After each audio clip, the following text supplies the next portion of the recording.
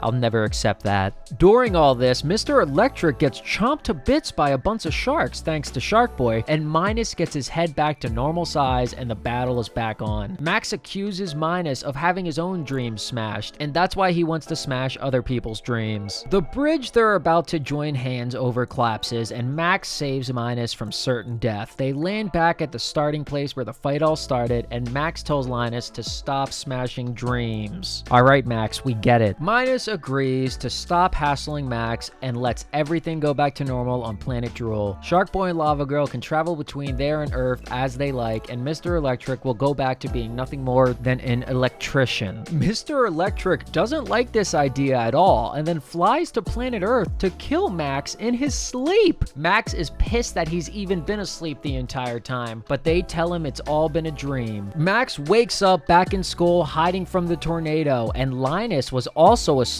on his desk. As the tornado gets stronger, Mr. Electric pops out and George is not impressed. Max's parents decide to run over to school to start looking for him as well, and they start getting sucked into the tornado. The husband holds on to the wife so she can't fly away and says, "I'd never want you to leave me." The wife then says, "You don't want me to leave you? I thought you did." And then their divorce becomes instantly fixed. And then he loses grip of his wife. Lavagirl ends up flying her out of the tornado and saving her, and then the dad gets sucked into a tornado and Sharkboy saves him. The kids are figuring out how to take down Mr. Electric, and Max realizes he has the ice crystal with him in real life, and he gives it to the real life version of the Ice Queen from his dreams. She then walks out into the storm and uses the crystal to successfully freeze Mr. Electric to death. George thanks Max for awakening him, and then they all play in the snow, which is actually just Mr. Electric's dead body flakes. Max is in class in the future giving his report on life updates of Sharkboy and Lavagirl. Sharkboy found his dad, and Lavagirl found underwater volcanoes that she could rule over so they could always be together. Cut to Max as he finishes building Tobar with his happily married parents, and he tells us, as viewers, to dream a better dream.